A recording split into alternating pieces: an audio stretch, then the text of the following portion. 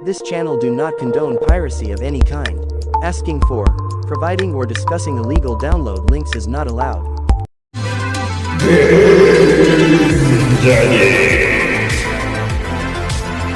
Hello Game Daddies. Game Daddy here, and welcome to our channel where you're never too old for video games, and we're all about to dive into the world of emulation on Android. In today's exciting episode, we'll be talking about Sumi, Eden, Vita3k Android and Azahar. So grab your joysticks and game on. But before we start, if you haven't subscribed yet to the channel, please subscribe, and hit the notification bell icon so that you'll be updated with the latest news, tutorials, and anything about emulation on Android. Let's go.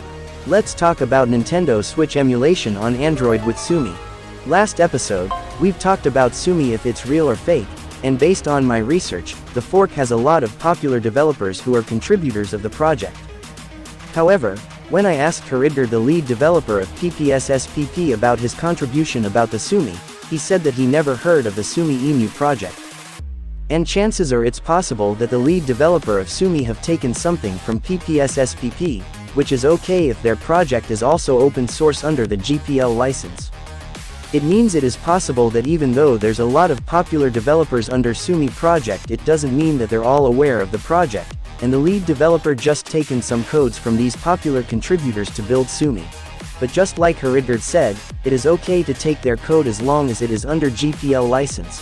And that's not all, they also drop a new version of Sumi, version 0.9.4, and in this version custom Vulkan API upgraded from 1.1 to 1.3 and 1.4.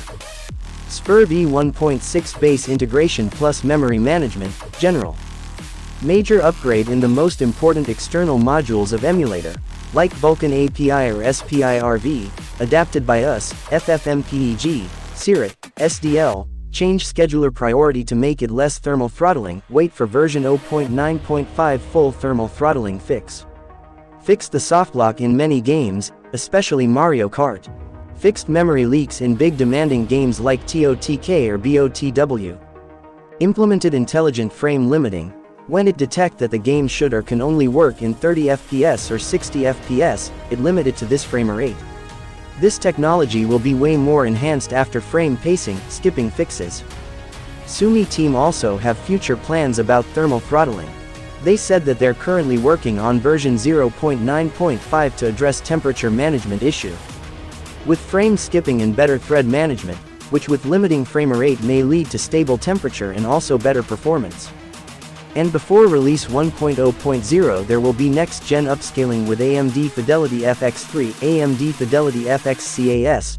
So what are your thoughts about this one, daddies? Let me know in the comments section below. Speaking of updates, let's talk about Nintendo 3DS emulation on Android with Azahar. Azahar just got a brand new update, version 2121.2. And in this update they added a setting which allows the RPC server to be toggled on and off. It was previously always on and is now disabled by default. Fixed an issue where the emulation frame rate could become locked to the refresh rate of the monitor when emulation speed was set to unthrottled while using the Vulkan renderer.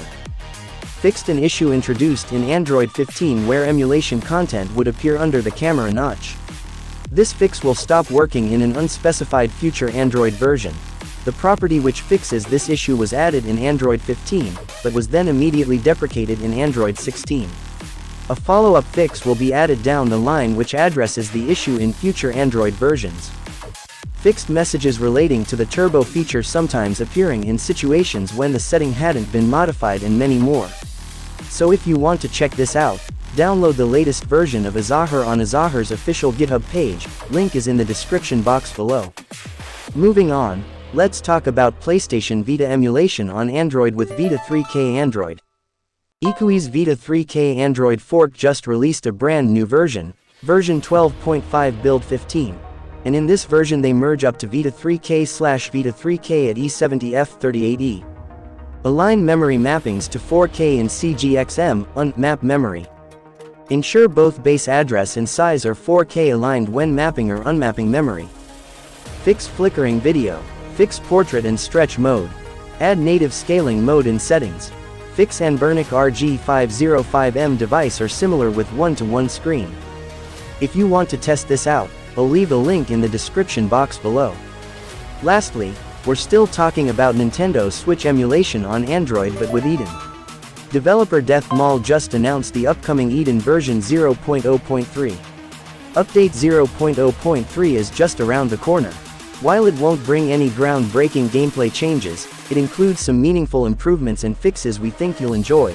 Be the first to know about Eden's upcoming update, only here in Game Daddy channel.